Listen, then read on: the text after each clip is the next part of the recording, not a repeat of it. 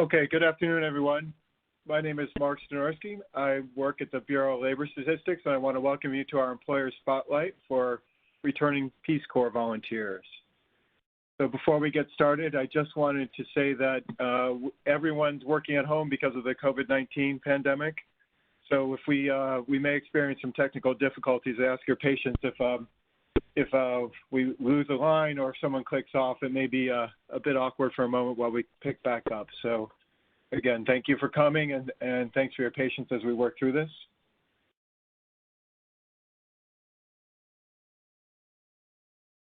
So for this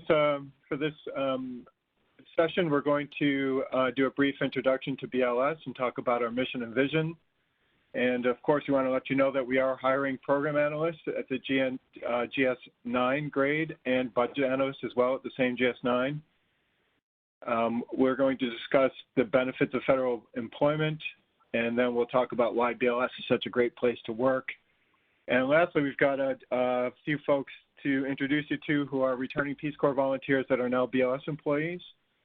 And of course, at the end, we'll have some time for a Q&A session so that we're sure to answer all of your questions. Okay, so the Bureau of Labor Statistics is the principal fact-finding agency for the federal government in the broad field of labor economics and statistics. We are a politically independent agency, although we do fall under the Department of Labor as a cabinet level department. We conduct our work with independence to ensure that our data and analysis are objective and free from partisan influence. Our national office headquarters is located in the Washington, D.C. area next to Union Station. It's about 2 blocks off of the Capitol. And we are broadly organized into program and support offices, and we have 6 regional offices that are also located in Atlanta, Boston and New York, Chicago, Dallas, Kansas City, Philadelphia, and San Francisco.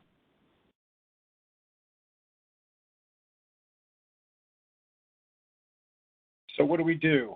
Our mission is to measure labor market activity, working conditions, price changes, and productivity in the U.S.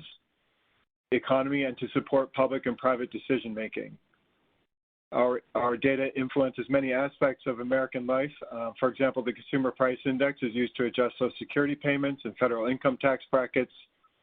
The the Employment Cost Index informs Medicare reimbursements. And in general, policymakers use our national data series on employment, unemployment, and productivity to track the state of the economy and drive policy changes. So you've probably heard about us in the news. Our reports are often mentioned on TV and in newspaper articles and magazines, especially these days with the unemployment rate and the pandemic. There's a lot of attention on that right now. You've probably also seen our data in textbooks or used our numbers while conducting research for a paper. Some of our popular data products are the unemployment rate, of course, the Consumer Price Index, commonly called CPI, the Producer Price Index, Occupational Outlook Handbook, which is often used by folks in college to kind of figure out a track, or in high school, and the Monthly Labor Review.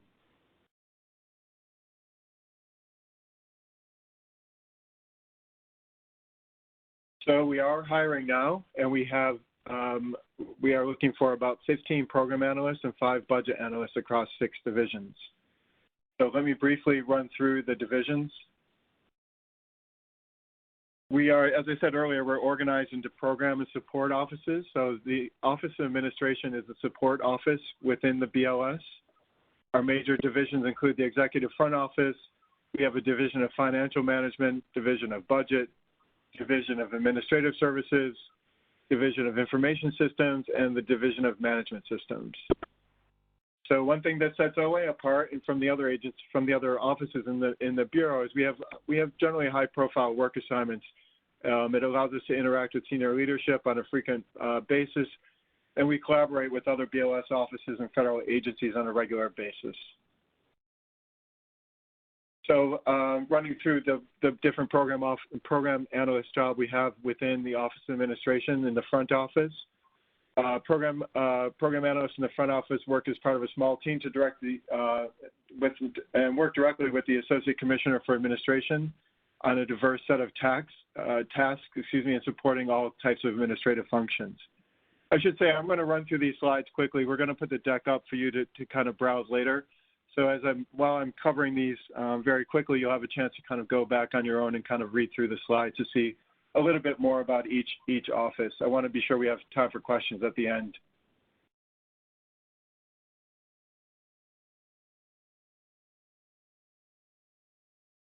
So we also have program analyst positions in the Division of Administrative Services, and in general in DAS. Program analysts provide key support to BLS employees that range from things like property and records management to maintaining building facilities, ensuring building health and safety, and telecommunications and print design, and so forth. Again, you can read more about DAS later. Another division that's hiring within OA is the Division of Information Systems, and they are responsible for the planning, development, and operations of various workforce-related and data management activities and applications that support the needs of BLS management and employees. And then we have program analysts in DMS, or the Division of Management Systems, and I am the chief of the Division of Management Systems. And basically, we're the Bureau's policy shop, and we serve as experts related in all things related to data confidentiality, security, and privacy.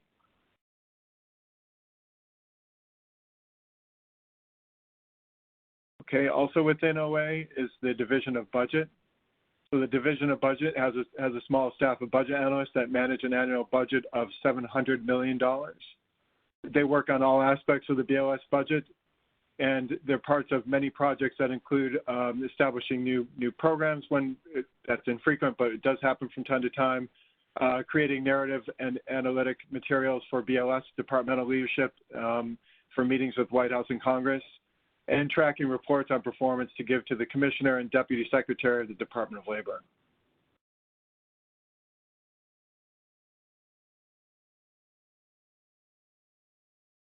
Okay, so separate from the Office of Administration is the Office of Technology and Survey Processing. This office is the Bureau's IT organization, so they provide all things IT. It ranges everywhere from supporting the network, to developing applications for the program, so it's a broad range of IT support that the Bureau requires. Within the OTSP, or the IT office, again, is DTMSI. So that is, sorry, I'm losing the track of what DTMSI is. It is the Division of Technology Measurement and Strategic Initiatives. Sounds important. So DTMSI. My apologies. DTMSI is a group that collaborates with BLS managers at various levels and within DOL to ensure the Bureau's IT portfolio of close to 30 investments totaling over $100 million meets the IT reporting requirements of the external oversight entities such as OMB. So as I ran through those quickly, I apologize for the speed that we went through those slides. But again, you'll have the deck to kind of go back and review at your leisure the different aspects of each of the positions. I would mention that even though you may not have a financial bent or an IT bent, or feel like you're in alignment for any of these positions, we accept all kinds of folks to these positions. So you don't need to have experience in any of the fields coming in. All we ask is that you apply and kind of work through the process and learn more about us. So you'll be able we'll be able to kind of match your skill set to where we think you'll be successful. I would mention too, I should have said this in the beginning, I've been with the Bureau for 31 years. It's hard to imagine. It's gone very quickly for me. But within that 31 years, I've had probably 5 or 6 careers. So I started as an economist in the International Price Program. I then worked as a training specialist for the Employment Cost Index, or ECI. I then moved into doing training and software development for the Consumer Price Index when we transitioned that program from a pencil and paper survey to an electronic survey, which was really great work. I then moved into OA and took on a role in security, doing system security, which is the division I'm in now. From there, I transitioned to human resources and eventually became Director of Human Resources for the Bureau. And then about a year ago, I moved back over to the security angle, and now I'm in the Division of Management Systems. So you can see there's a lot of room in the Bureau to kind of move around and take on different careers and different aspects of responsibilities, just based on your willingness to learn and to do a good job. So with that, I'm going to turn the program over to Susan Schlegel, who is my colleague in OA. So if you bear with me 1 second, I'll get that set up. And again, thanks everybody, and I'll turn it over to Susan. Hello, it's nice to talk with everybody. I'm thrilled to be online with you guys. I see that we have a lot of attendees, and that's wonderful. A little background about myself. Again, my name is Susan Schlegel, and I am the current division chief for the Division of Information Systems. But like Mark, I've been with BLS for 30 years. I literally thought I would join BLS for a year and then go on to law school. And, you know, it's just a great place. And I've ended up spending my career here, and it's been wonderful. So today I'm going to talk to you guys a little bit about the benefits of federal service, and then more specifically, the benefits of BLS. So first, let me start with the federal service. So as you may know, the benefits of federal service are pretty broad. They have a full range. Some of them are highlighted on the screen for you. Very competitive pay.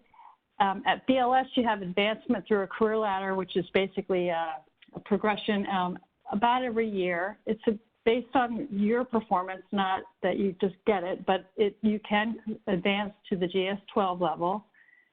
The federal government has a great retirement plan, 401k type plan, great benefits, vacation time and sick leave, and a wide array of healthcare plans and life insurance. It's also got a pretty robust employee assistance program for all kinds of personal and work-related problems. So there's a lot there. So as I mentioned, you've got a career ladder going to the GS-12. So the starting salaries are on the screen here, so you can see how quickly you advanced. It's a nice progression. So as I also mentioned, BLS is a great place to work. We have a number of kind of nice programs that I think are additional. Not every federal employee has these. We have flexible work plans so that we can pretty much work with your schedule however you kind of like, within a certain, some certain parameters, but it's fairly flexible. You won't find yourself having to come into the work exactly at 8 in the morning and leave exactly at 4:30. It's flexible. We also offer transit subsidy, so if you're taking the Metro, there's a little bit of a subsidy you'll get that'll help you defray those costs. We've got a wider range of educational opportunities. Folks will sometimes take college courses at night. And we also have a fantastic fitness association right in the building. Now, as Mark mentioned, we are all working from home, but we are currently located in downtown DC and right on Capitol Hill. And we have a fitness association and a large gym right in our building. Okay, so you've heard that I think it's a great place to work, but this is sort of backed up by the data as well. BLS's overall ranking for 2019 is we're among the top 25% of all the 420 sub-agencies. That's a pretty nice number. Top 20% for effective leadership, top 18% for performance-based awards and advancements, and then you can see the rest of it. Top 20, top 20, top 25. We do pretty well. So, as Mark said, BLS is definitely hiring. Even in the pandemic, we are hiring. So we have all of our vacancies that we're looking for right now are located in the DC area. And part of that is we are, like I said, continuing to hire. So we are having a completely remote hiring and onboarding for new employees. So if you are sitting out in Montana and you can't move to DC, during the pandemic, we can kind of make some arrangements to have you stay in Montana and work remotely. We did this for, I think, 15 employees last pay period, and we're going to continue to do that for the next couple pay periods. So in keeping with that, all of our interviews will be conducted remotely. We're going to work to make sure that everything's done remotely, and you'll do phone interviews or maybe even Skype interviews. We'll also have our HR staff do all the orientations remotely and ship you your equipment. So while we're definitely in unprecedented times, BLS is trying really hard to continue to perform its mission, and part of that is hiring folks like you. So what are the folks that we're looking for? Well, we hire a really broad range of backgrounds. You might think, okay, BLS is an economic agency, so they're only going to hire econ grads. Well, that's not really the case. We have people from all over, from all kinds of backgrounds. We have art majors, we have English majors, we have archaeologists, we have scientists. I was an art history major. Everyone is something different. We sort of recognize and we value that, in fact, and look for those kinds of different qualities to make everybody, make a nice agency. Overall, we are looking for some specific skills. We're looking for strong analytical skills and an ability to research and come up with solutions. We're looking for folks that can communicate very well, both orally and in writing. And we're also looking for people that have a commitment to customer service. So if you think you have these kind of skills, you might want to apply for our positions. Okay, so next, we thought instead of hearing folks like me and Mark, who have been around forever, we thought it might be useful for you guys to hear from some current or recently graduated returned Peace Corps volunteers. So with that, I'm going to turn this over to Leah D'Angelo and let her walk you through the next part of the presentation. Thank you, Susan. Hi, everyone. My name is Leah D'Angelo, RPCV Ghana 2014-2016, and I'm the president of the affinity group for RPCVs here at DOL. I'm going to get into the group and my story in a minute, but first I want to highlight the relationship that BLS has with RPCVs in general. I can personally attest to the fact that BLS managers truly respect what volunteers have experienced in their services. We've come in working in extreme conditions, having taught ourselves how to be very flexible and creative, and have worked with various groups of people in different environments. Managers here know that, and they help cultivate those skills in our daily work and in our career paths. Currently, there's over 20 RPCVs employed in the BLS administrative divisions, those newly hired and some who've been here for many years. And about a third of those have been promoted beyond the GS-12 career ladder.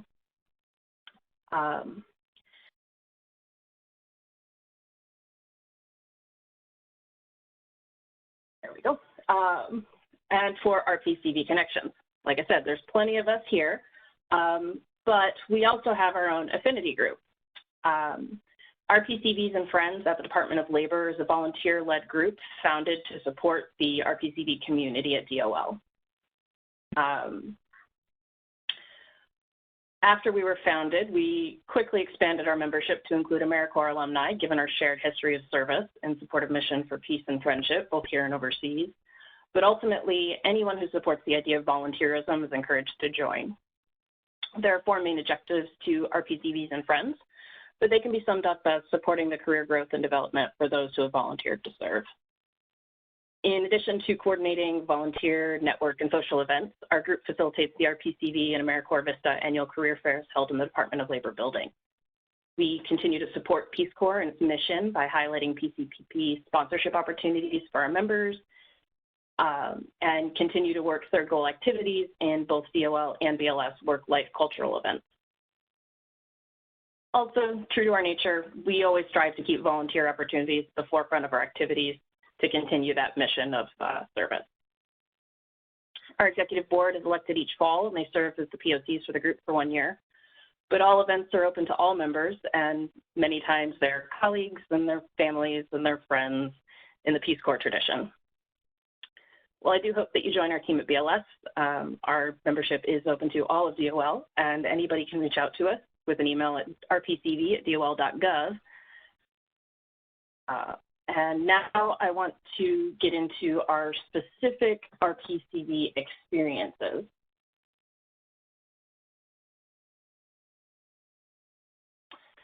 As I said, my name is Leah D'Angelo. I'm a program analyst in DTMSI, and I work alongside the team that's currently hiring in the Office of Technology and Survey Processing. In service, I was a JHS math teacher, which meant I taught math, science, English, computer science, health, agriculture. You know how it goes. I had a brush with an almost MedSep, but ultimately was able to COS in 2016, and I've been here since January 2017. There are a few highlights to working at BLS that I want to get to, but first I want to talk about my transition from volunteer in-country to being a program analyst in BLS. Logistically, my transition was pretty quick. It was less than 5 months from COS to day one on the job. But the other aspect of transition, the inevitable readjustment that we all go through when we come back to the States, that was definitely not as quick, but it was made easier working here at BLS. I was able to connect with many RPCVs working here through the affinity group that I just talked about, and in the half dozen RPCVs in my division who introduced themselves to me on my first day. I can say for certain that integrating into an office is really similar to integrating into a village. There are preset roles and groups and unwritten rules and behaviors, but as volunteers, we know how to integrate. When you go to Village, you work to fit in with really only your counterpart, having been trained to understand your American quirks and help you make that transition. But when I came to BLS, there were many, many people who knew what I was going through. There were times when I dropped into Ghanaian English, used a little bit of slang, times when I jumbled things in my hands, trying to only use my right hand to reach out for things. And there were times when I answered questions in the wrong language. But knowing that so many of my colleagues in BLS either experienced that readjustment themselves or worked with someone who went through it made a huge difference. Having our PCVs on my team and in the meetings I was in helped me adjust to life back in the States and into a new career. I mean, who else is going to jump into the dead silence after you tell a weird Peace Corps anecdote over lunch with an even crazier story of their own? DTMSI is a smaller division with 3 groups. Day to day, each of our groups does their own version of documentation and liaising with customers, working on IT policy and general project reporting. I work on the contracts team.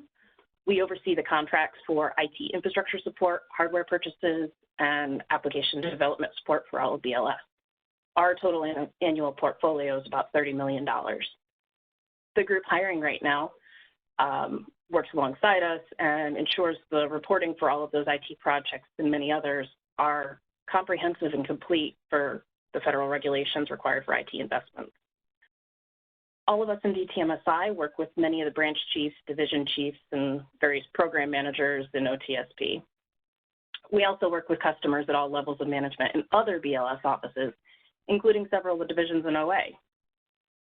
Just generally speaking, there's a lot of networking opportunities in our daily work. Overall, I see several aspects of my Peace Corps service in all of the work I do in DTMSI. The VRF reporting that volunteers groan about and the detailed documentation for grants that you stay up into the nights trying to finish, coordinating and supporting committees. It definitely wasn't a traditional office setting, but as a volunteer, I exercise many of the analytical and administrative skills I honed in country here in BLS. In service, I led meetings with village elders and petitioned to different community groups for their buy-in on our project. Those are pretty comparable to the meetings and presentations I have with senior leadership and program managers. One time, I was called out in church to lead an impromptu health discussion because I was a math teacher. Not exactly the same knowledge base, but similar skill set. That's like when I'm asked to work on special projects for my organization that are not specifically contracts related. Like when I was represented my branch for a data security review team, or when I worked on a proof of concept to look at the feasibility of an internal website for our associate commissioner to disseminate information. In Peace Corps Ghana, our DPT, Sean Cantella, used to emphasize that PCVs need to be flexible like Gumby. It was a phrase he always used. An older reference maybe, but working for BLS definitely offers the opportunity to flex the skills we've gained in Peace Corps in new and exciting ways. What I like about DTMSI is that we are a village. Similar to how once you're in Peace Corps, you'll always be Peace Corps, here in DTMSI, we live by the motto of once a DTMSIer, always a DTMSIer. And the attendance at our annual barbecue and holiday parties can attest to that fact. Ultimately, what I like working about BLS as a whole is that it's not a huge agency that folks get lost in the crowd, but it's just the right size for a lot of networking opportunities in our everyday lives and work. I know so many names and faces across the various offices in BLS and DOL, some because I work with them in my daily job in some capacity or other, and some of them because I happened to notice that they had a white dove hung somewhere in their office and I had to say hello. So that's my take on being an RPCV at BLS. I truly hope you consider joining our team here, especially if you want to join DTMSI. But regardless of where you end up, I want you to know that there is a vast network of RPCVs across BLS, across DOL, across the whole federal government, and across the world. We're all standing behind you in solidarity during this difficult time to support you and encourage you as you take your next steps as returned Peace Corps volunteers. And next up on our list is Josh.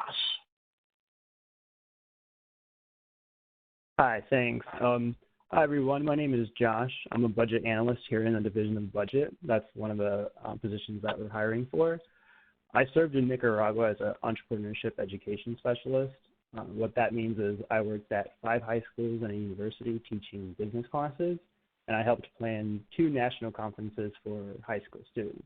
So that picture is from one of those conferences that we held. I also want to add that I too was evacuated towards the end of my service, and so I completely understand what some of you may be going through. It really feels like the rug gets pulled out from under your feet. You have a lot of questions with not a lot of answers. But I just want to remind you that, you know, there is a light at the end of the tunnel. Things kind of have a way of working themselves out. And so for me, what that looked like, once I got back to the States, I spent some time with family, and then I started a job hunt. And it was pretty painless working with BLS. I think I had a job offer within a week or so from the interview. And so right from the start, BLS did a great job of onboarding. Within the first few days in the Division of Budget, I was paired up with a mentor. This was someone who helped kind of guide me in the transition to the team, showed me the ropes, explained how things worked. And even to this day, it's been really helpful to have someone that you can kind of go to with any question you may have. So now it's been about a year and a half later, and I can say that I don't really have a typical day as a budget analyst. Our work really changes depending on what time of the year it is. So right now, I'm working on developing the operating plan for 2021. We're looking at performance metrics from the last quarter for all of our statistical programs, and we're also working on the budget for 2022. So it's really interesting being a budget analyst because you get to see how all the different offices fit together to achieve our mission. And you also get a chance to plan for the future, which is something most BLS employees might not get a chance to do. So with some of those tasks in mind, I can honestly say that a lot of the principles we practice in the Peace Corps translate directly into the job. So as a budget analyst, we help programs determine future goals and metrics and how best to allocate their resources. In the Peace Corps, you had to deal with similar issues, you know. I know a lot of you probably pitch projects to nonprofits, try to get grants. A lot of those skills that you develop there will help you be successful as a budget analyst here. Also, we're constantly reaching out to a variety of offices, both internal and external. So being able to shift gears and adjust for different audiences has definitely helped. For me personally, I know I draw on a lot of the M&E work we performed. It's really useful in developing performance metrics and goal setting for the different programs. And so, as everyone said, one of the best things about working here is that a lot of your coworkers are going to be RPCVs. Within the Division of Budget, all but one budget analyst is an RPCV. And I was pretty shocked to learn that on my first day that everyone was in the Peace Corps. And so having that common thread really fosters a positive work environment, and it helps us do our job better in a way we kind of speak the same language. So it's really easy for us to work on projects as a team because we all kind of have a similar background.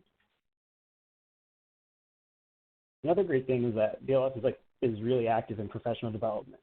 So there are a lot of opportunities to take classes and workshops or even get a new degree.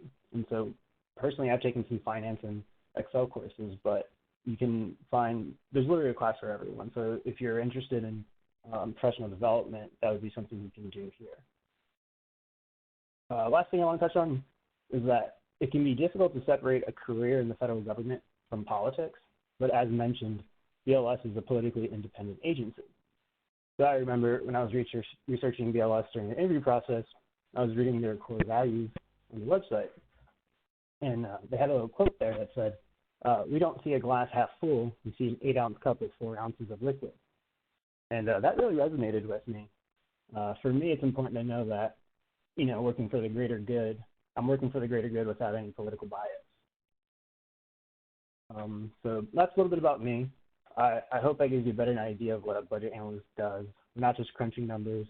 There's a lot of other tasks where you're using your creativity and critical thinking skills, and you also get a chance to build on everything you learned in the Peace Corps. So I hope you apply, become a budget analyst, and look forward to meeting some of you one day as my future colleagues. With that, I'm going to pass to Janelle. Thanks, Josh. Hi, everyone. My name is Janelle Crowell. I'm really happy to have the chance to speak with you today, not only about my Peace Corps experience, but also about my time here at BLS. Just to give you a little bit of a background on what I did, I was an education volunteer in Kazakhstan from 2009 to 2011, so I was teaching English in a small village about 3 hours south of the Russian border. So I was actually freezing away in a snowdrift in Siberia for 2 years. So that was fun for me. Peace Corps was such an amazing experience for me. I really grew professionally. I know you can all attest to that, no matter how long or short your service was. What an amazing time. I formed some really lasting friendships with locals there, and actually a lot of the volunteers I served with, many of them, I have a group of 10 people who I worked with who are my RPCVs, and they all live here in the D.C. area. I have one of my best friends from Peace Corps living 5 minutes up the road from me, and we get to hang out pretty regularly, which is a perk of being in the D.C. area. I also actually met my spouse in the Peace Corps. He was in the village next to me, so we ended up now getting married, and he actually also works at BLS. So we are truly a Peace Corps and BLS family. In terms of my transition to BLS, it was actually pretty smooth. So I was lucky enough to finish my full service. I really feel for you guys on having your time cut short. I know that's just got to be so hard. When I had finished my COS, I traveled for a couple months, and then I knew I wanted to work in the D.C. area. I started applying to federal jobs and nonprofit jobs. I can definitely commiserate with you all. We've all been there trying to apply in USA Jobs. It is not a fun application. You feel like you're sending your resume into a black hole. I promise we will look at them at BLS, just a plug for us. My focus originally was kind of exclusively on federal agencies and nonprofits that did international work, youth development work, education related, because that's what I had just been doing. That said, I was kind of not getting responses. Those tend to be a little bit more popular. And so I was kind of not getting the responses I wanted, not getting interviews. And then I had happened across a BLS Peace Corps recruiting event they were doing, and there were a few positions that sounded interesting to me. I decided to give it, I reached out, I said I wanted to interview, and I'm actually so happy I did. During my interview, I had 2 interviews actually. Both of the managers I spoke with, they just were so professional, had great things to say about the work they were doing, how committed they were to that work. They were so friendly, and it just was overall a really great interviewing experience. I then was actually lucky enough from the day I interviewed to the day I accepted an offer and was working at BLS, it was 3 weeks. And so I don't want to say that's always what happens, but for me, it was really quick. Within 3 weeks, I interviewed and then was in D.C. starting my job and career in the federal service. at the Bureau of Labor Statistics. My first couple of months were also really smooth. BLS, we've already heard people talk about this. The agency really, really emphasizes training and educational development. In the beginning, my first few weeks, I had so much face time with my manager. I was signing up for trainings. I really felt like I was given the tools I needed to kind of quickly get caught up with the work that I needed to do. And a lot of my coworkers were RPCVs, which was really great. It kind of helped to have someone, sort of a fellow comrade with me who knew what my background was and what I was going through as I transitioned. So as I mentioned, I left Peace Corps in 2011. I can't believe that was almost that's like a decade ago. That's crazy. So since then, I have been at BLS, and I've actually been in a number of roles. I have bounced around. All of them have been in the Office of Administration, and you heard Mark earlier talking about them. One was in the branch of Logistics and Records Management, so I'm happy to speak to anyone more if they're interested in that one. Another job I did, I was directly supporting a division chief in the Division of Administrative Services, and currently I'm working in the policy shop in the branch of Management Review. All of these roles have been great and challenging and rewarding, and all for different reasons. And I feel like the chances, because I've been able to bounce around so much, that really speaks to how BLS managers work with you and provide you different opportunities to grow and work in different areas. One of the things I really like about BLS, and I think someone else, either Josh or Leah, kind of talked about this, any given day, work can really vary. So I have briefed our commissioner and senior leadership on policy issues. I have, after an earthquake in California, worked with our regional leadership to make sure all of those employees that were there are safe and accounted for. Last year, I was able to travel to a university to speak with professors and researchers who used BLS data on a publication that they were working on. So I got to talk to them about the cool research they were doing. I've developed and led trainings to BLS employees. As an education volunteer, I like that I can still do trainings and even recruiting events like with you today. I work really closely on every day. I do work closely with team members. We have lots of meetings and lots of times to interact and collaborate together. And there's lots of kind of technical writing and emails going back and forth every given day too. So every day is exciting. It's different. I like a job where I'm not doing the same thing day in and day out. All of the managers who I have had as my direct supervisor, I don't think it's just that I've been lucky. I think this really speaks to the management culture at BLS, and a lot of the managers have been there a long time. They are really supportive, not only of careers, but also respecting your personal life. I telework 2 days a week. That's pretty common. Then you have to work that out with your supervisor, but for me, I've been able to have a really nice balance of days I'm in the office versus days I'm at home. It's really easy to request and get sick for vacation time if I need it. A few years ago, I was interested in going back to graduate school, and BLS actually assisted with paying for some of the courses that aligned with the analyst work that I was doing.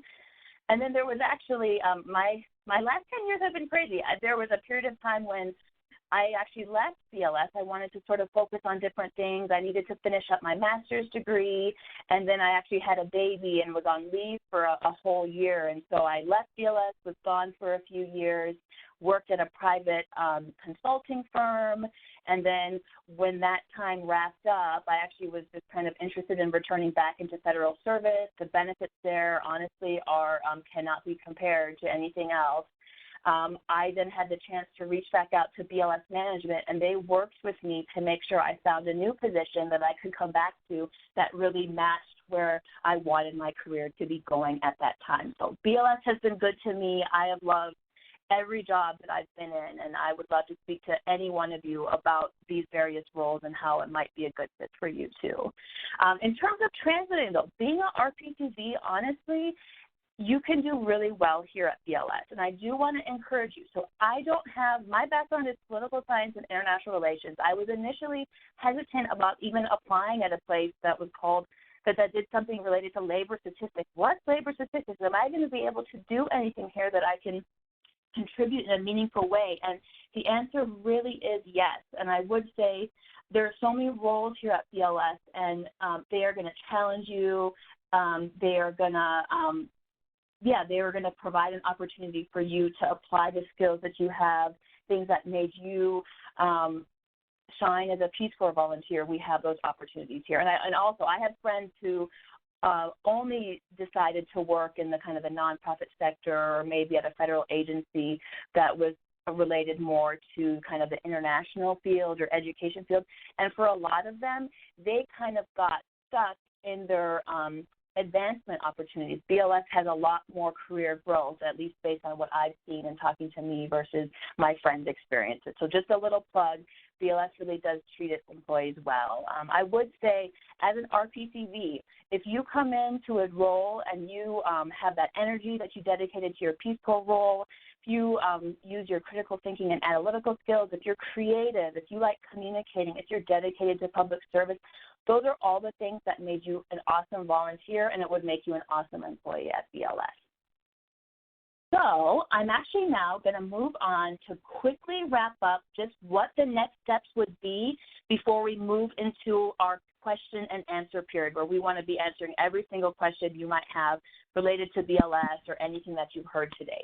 So just quickly, if we're looking at our next step, the first thing is you actually have to apply. And so on this slide here, and someone's already said this, but just to reiterate, we will be providing a copy of these slides for you after this presentation, so you'll be able at your leisure to read through all the positions. You'll have links to these, to a job posting. You can see here we have a link to USA Jobs. That goes to all the open DOL job positions. And then specifically under that, we have the two links to a GS9 program analyst vacancy that we've been talking about, and then we have the link to our budget analyst vacancies. And there's also, we don't have it listed on here, but there's an HR specialist position that would be open under the Department of Labor's area. That won't be under BLS. But if you're interested, say, in both the program analyst vacancy and the budget analyst vacancy, you have to apply to both. So don't just apply to one and think, oh, that means they're going to see it at the budget analyst one as well. Apply for every vacancy you're interested in. And I would really encourage you, even if right off the bat you're like, oh, I'm not a numbers person, I don't want to apply for the budget one, or oh, I don't want to do anything as an HR specialist. We would really encourage you, apply for everything that you think might potentially be a fit, and then go into the interview. The interview is such a great chance to learn more about the job. You might click with a manager. You might learn more about that position and realize it could be a good position to match up with you. So that's just a little plug. Go to those links, and yeah, please apply to any and all of them. Once you apply and the job announcements close, then what happens, HR staff at the department, they do an initial review of your resumes. They kind of have to make sure you meet some basic qualifications to get you passed on to the next level. You all have your non-competitive eligibility. That is your golden ticket into federal service. I encourage you to use it. I know for me, I only had it for 1 year, and I had friends who didn't use it in that time frame and really regretted it later. So anyways, once HR does their review, at that point in time, anyone who hits those minimum qualifications that are clearly listed in the vacancy, then those resumes will get sent to BLS managers on all of these positions you've heard about. And we can guarantee if it gets to that point and your resume gets to a BLS manager, we 100% will look at every resume to consider you for a job. So I know for me it's reassuring to know, hey, if I'm actually putting in the work of putting in a resume, is someone going to look at it? You will have a living, breathing BLS manager who will look at your resume if HR provides it on. Then, in the meantime, if you have any questions, we're going to answer it now in the next 15 minutes, but we also have 2 ways you can email us and reach out afterwards as well. We have this first group called rpcvhiring@bls.gov. That email will go to all of us who have presented today, and we can also get you in touch with any of the BLS hiring managers. If you have questions about the jobs, if you have questions about BLS's mission, if you want to talk to me or Leah or Josh, the RPCVs who spoke, we are all standing by ready to answer your questions. And then Kyle Zagorski, he's the second email email address on there, and he can answer any kind of technical questions related to the hiring process. So please reach out to us. We will get back to you and answer any questions you have. So now like I said, we are going to go into a question and answer period of time. I think the phone is still on mute, so we'll have it open. The panelists will be speaking, but if you have any questions, if you're looking on the WebEx function, there's a question and answer box, and underneath it, you can put a question in there, send it to us, and that's how we'll be able to then answer them as they come in. So just start sending us questions, and we are happy to dedicate the next 15 minutes to answer them.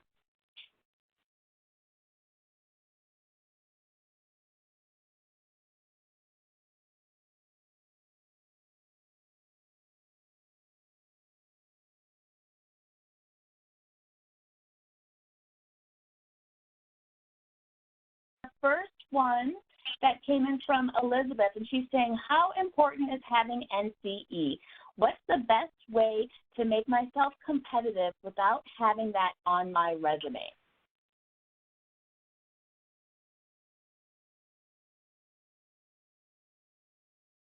So Elizabeth, this is Eric Efall. I wasn't speaking, but I'm also part of the BLS team. That's a great question. It's more of an HR question.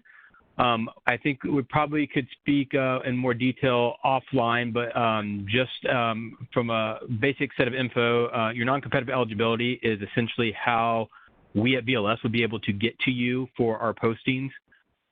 It is, I think most folks are aware of that. It gives you the ability to be selected in candidate pools that you would otherwise not be able to be selected in if you did not have that non-competitive eligibility.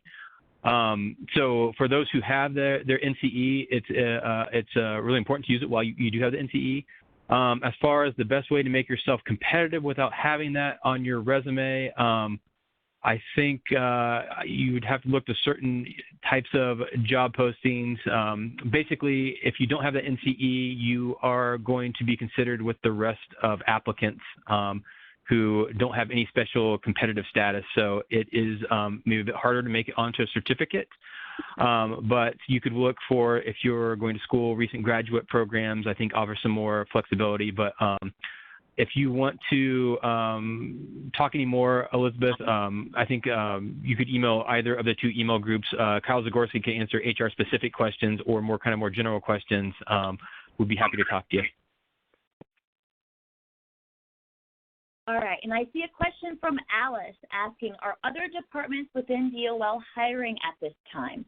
If so, what would you suggest for contact? Do you pass on applicants to other departments? So this might be, I don't know if Kyle's on the phone to be able to answer this, just related, because we've been talking, kind of focusing on BLS vacancies. I'm sure there are other DOL openings, but he would maybe need to speak to those. Kyle's not on the phone. This is Eric again. Oh, sorry. okay. There are other. Okay, go ahead, Mark.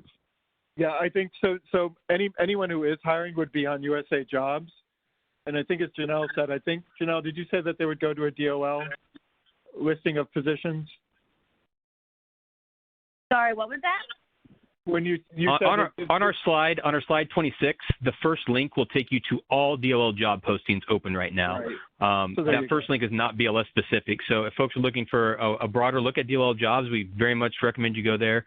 I know, I cannot remember, I apologize. There are two other DOL agencies who actually did highlight agency highlights with Peace Corps earlier this week. So I know there are other agencies in DOL specifically looking for Peace Corps candidates. And I also can put a plug in for Kyle and our colleagues who work in HR for Maine Labor. They are they're looking to hire as well. So if you're interested in HR, Kyle's a good point of contact as well. And I would say with your Peace Corps NCE, you can apply to any position. It doesn't just necessarily have to be specifically for Peace Corps. So you can apply to any position that you see that you'd be eligible for under the merit staffing system, under the MS heading. All right. Now, I see a question from Tyler, and he's asking, he says, both the program analyst and budget analyst positions require a master's degree or a year of experience. Is it worth applying if all we have is our 2 years of Peace Corps experience?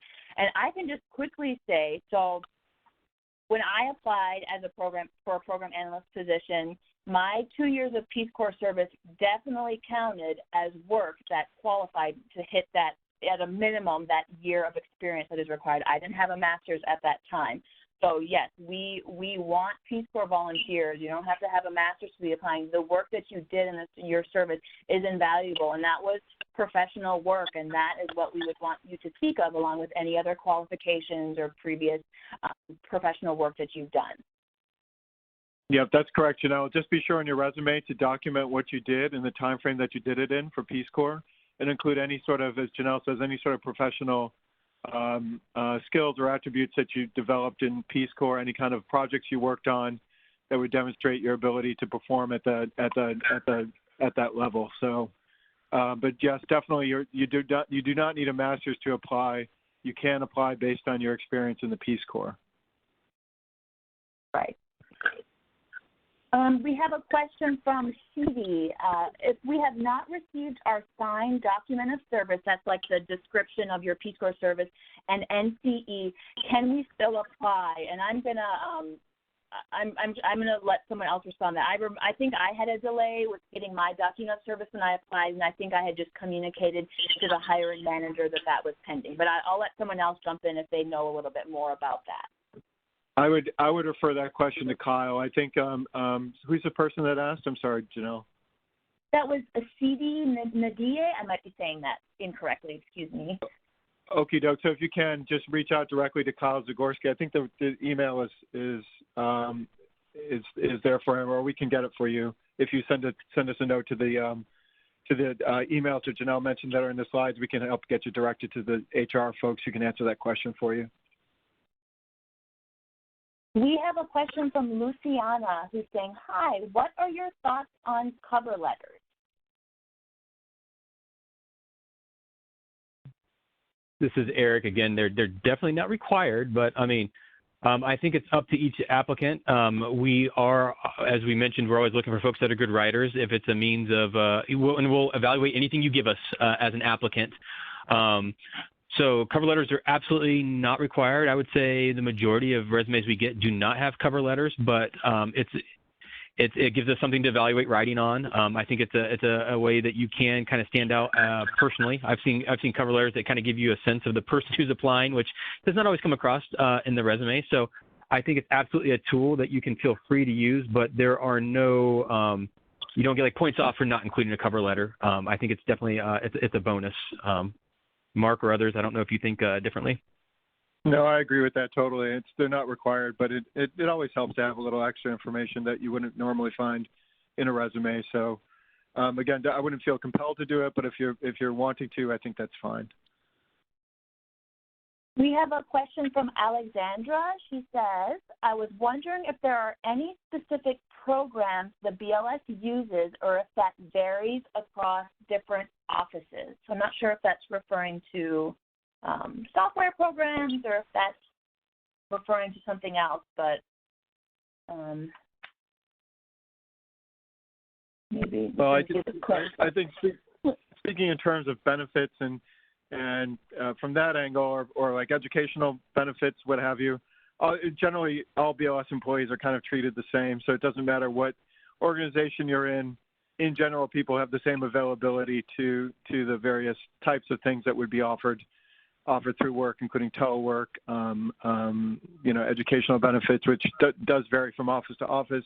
But generally people are eligible for the same types of benefits, and usually in the same I would say the same on parity across all the different offices. This is Susan Schlegel. I think Alexandria looks like she's thinking about software programs. Oh, gotcha. No problem. So I think, Alexandra, we use Microsoft Office, and we are a lot of technology at BLS, so we have a lot of developers and coding, but for these kind of jobs, it'd be mostly Microsoft Office. And if you don't know it that well, we'll be happy to teach you. All right, so it looks like, we've already kind of answered these, but just to make sure that we're addressing them all, we had another question from Darnisha saying, do the open positions require a master's degree? And so we talked about how, You can refer to your educational background if you have a master's degree, but also you can use, we have a year equivalent of work experience, and that your Peace Corps service would count to that. If you have questions about the specifics related to that, that would be a good thing that you could talk to Kyle Zagorski, the HR specialist, related to this, and he can give you all the iron out all the technical questions you might have related to your qualifications.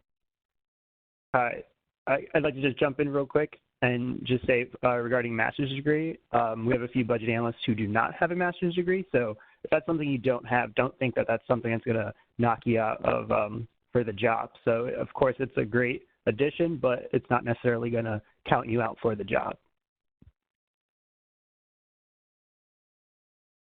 So I see we had another question about document of service that was answered, and you can again reach out to Kyle to ask for guidance related to the various documentation that's required. I see a question from Grace that says, what did each of the RPCV panelists do to stand out during the hiring process? So, for example, resume, cover letter, interview, etc. So I can just say, again, it was many moons ago. It was a decade ago when I first interviewed, but I do remember I very diligently crafted cover letters. I tried to be witty and talk about my unique background in the cover letter. So I think that can be a tool. It's not required, as was already mentioned, but I think that can be a nice way to supplement your resume. Of course, you want to make sure you have a really great professional-looking resume. I know Peace Corps has some great tools, and they do workshops to help you develop your resume.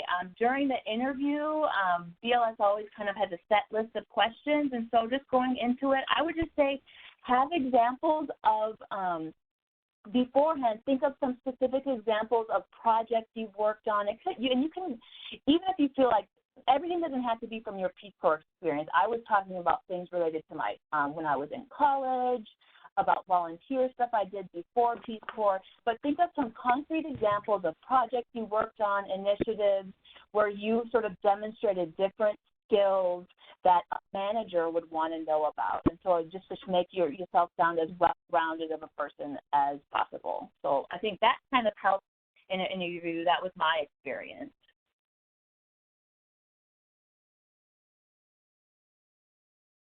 Josh, you want to go ahead first, or you want me to take the ball from there? Yeah, I can jump in. One thing I would say is to really think about what you have on your resume and think how you can connect that to what we're looking for. And so for each of these positions, they have descriptions of some of the tasks and daily duties. And so you want to think, what have I done that relates to that, and really demonstrate that, because often a lot of people kind of have the same resume that they'll just send out, but you really want to tailor it so that we know that what you've done will fit in perfectly with what we're looking for. And so, spend some time reading the description and kind of think, okay, with my work history, with my volunteer history, with anything, how can I demonstrate that I have these skills or I have this experience? And so I would say that is very important. I definitely want to echo what both of them said, understanding the position and what you have to offer. Just as a personal experience in mine, when I applied, I remember that one of the things that an interviewer told me that they found very intriguing about my experience actually had very little to do with what I do now. So I coordinated an in-service training as a volunteer. And did all of the documentation on that.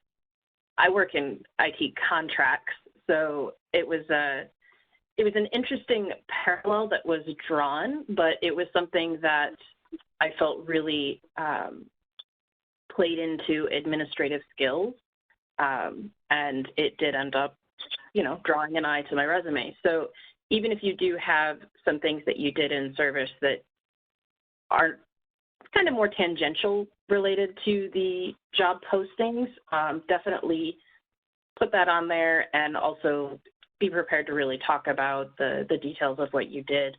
And the one thing about federal resumes that you always want to keep in mind, and this was something that Peace Corps, the Office of Return Volunteer Services, kind of drilled home, was that your resume doesn't have to be limited to one page. So make sure you get all the details in there that are relevant, not just the high-level stuff. Leah, this is Mark. That's a really excellent point. Yeah, the typical one-page resume for federal government, it really works better to really take your time, explain what you need to do. If it takes 2 pages or more, it's totally fine. You know, do what you can to explain yourself, and also have someone edit your resume. I think it's important. Sometimes, you know, of course, people make silly mistakes when you're writing, taking a first pass through. You know, have your mom or your roommate or somebody kind of go through and take a look and see. You know, give you some comments and edits back on what you're trying to portray and what you're saying. I think that would help a lot. Actually, following on what Mark just said, as RPCVs, one resource that's available to you is the RPCV community. I know the Facebook group for RPCVs, I see lots of people who are always reaching out asking for people to look at resumes or provide those tips and tricks on how to craft those. And you're part of that community now, so really, really take a minute to reach out and, you know, use that network that you're part of. All right, everyone, I just wanted to do a quick time check. We're at 1:02, so we are available. I think 1 or 2 panelists might go, but the rest of us are going to stay on. We're available to answer a couple more questions, and then anything that does not get answered, please send it to, just to reiterate, we have that rpcvhiring@bls.gov email group.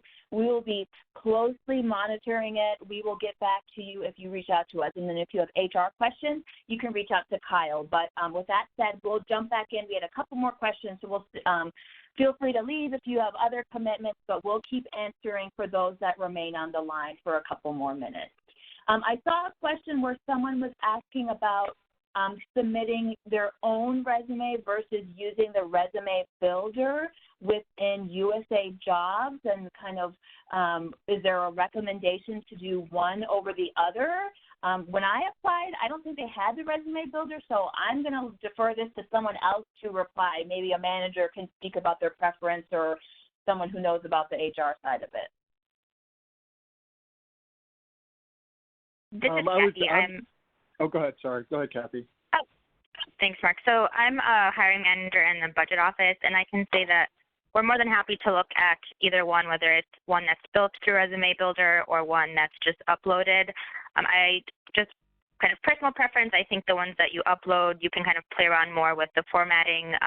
The Resume Builder ones are pretty standard across. But again, we're more than happy to look at the resumes, whether they come to us through either option.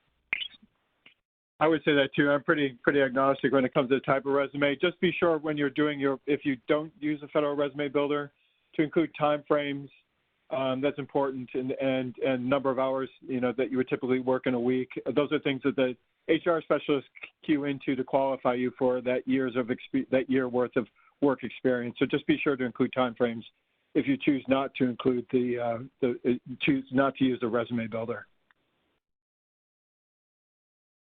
I'm seeing a number of questions sort of related. I know a lot of you, I mean, your service has been cut short. You weren't able to do your full 2 years. So I'm seeing a number of questions related to what happens if we were evacuated, we couldn't finish our 2 years, are we still able to use our NC? So those are ones I think definitely reach out to Kyle on those. And then also I would think Kyle Zagorski, and we have his email up here, I would also think that Peace Corps itself might have some guidance on that. But I think, I don't know the specifics of it, but given that these are special circumstances, that they've provided you with NCE, I'm guessing that they are making some accommodations for that. But again, Kyle Zagorski, who's our HR person, should be able to give you the specifics on that. And the only thing I can add, this is Eric again, is we have hired folks in the past who have been evacuated without completing 2 years of service. So I think different circumstances might play out here, and so it's definitely good to check in with our HR folks, Kyle. But I can say that we have hired folks who were not able to complete their full 2 years for evacuations in the past. So we do have some folks that have had that experience at BLS. Hey, Eric, is Kyle listed as our HR specialist in the announcements that went up? Do you know? I do not know off the top of my head. I believe he is, but I can check that as we are. I believe he is. I looked at one of them this morning. So Kyle's information or someone from HR will be listed in each announcement as a contact. You can also use that to reach out. If it's not Kyle, someone else can help you too, and that will be included in the announcement. But I would be sure to give a call and talk to the HR specialist about that issue. We have a question from Daniel saying, is there a security clearance process, and would Peace Corps service make this more difficult? There is a security clearance process. It's more difficult, I guess, on you just having to fill out where you've been, but not more difficult as approved getting approval. I think we've said to a couple times we hire a lot of Peace Corps folks at BLS, and it's never been an issue with us hiring them. I think there might be a little more paperwork you all have to fill out for where you've been, just because you've likely traveled more than somebody who's not been in Peace Corps, but it's not going to make it any less of a chance that you're going to get through the security process. It's just, just filling out the forms.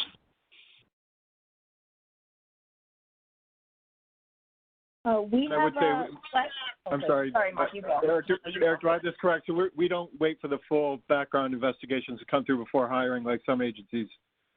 Can someone speak to that?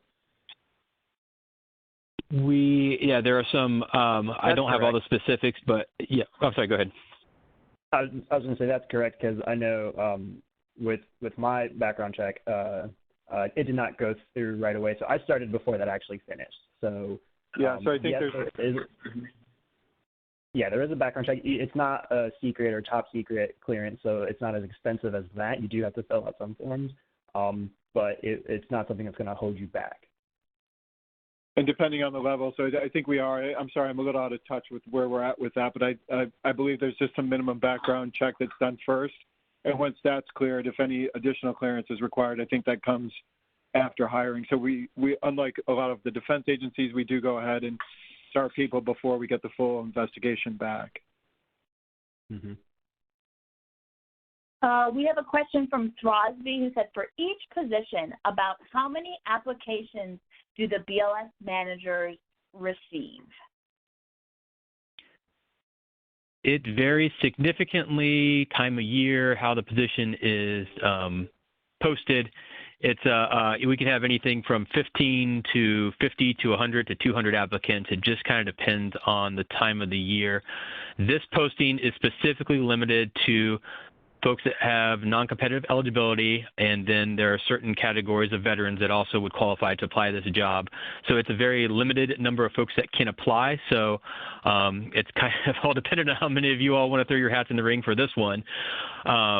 But I would say, an average certificate, if we posted it for 2 weeks, we might have 100 or 200 applicants, of which we would only be able to look at, say, 10 or 20 folks who are veterans or have non-competitive experience with Peace Corps before. So it really just depends on the time of the year, who all applies, and how we post the jobs. Great. And so reading through the questions, I believe we have hit on all of the questions that have come in. Again, please reach out via the email groups that we've provided on here, rptbhiring@bls.gov or Kyle Zagorski. You have the links to the vacancies, and we also will be providing you with the slides so you can look through them at greater length on your own time. So I think unless someone else has anything to say, I think we are ready to wrap up, and we just really want to thank you for your time. We really want to thank you for your Peace Corps service, and we hope that you are going to consider BLS. We are standing by and waiting to get those resumes from you. So please reach out, and we hope you will be joining us soon as our colleagues. Yes, thank you. Good luck to everybody. Yes, thanks all. Thank you.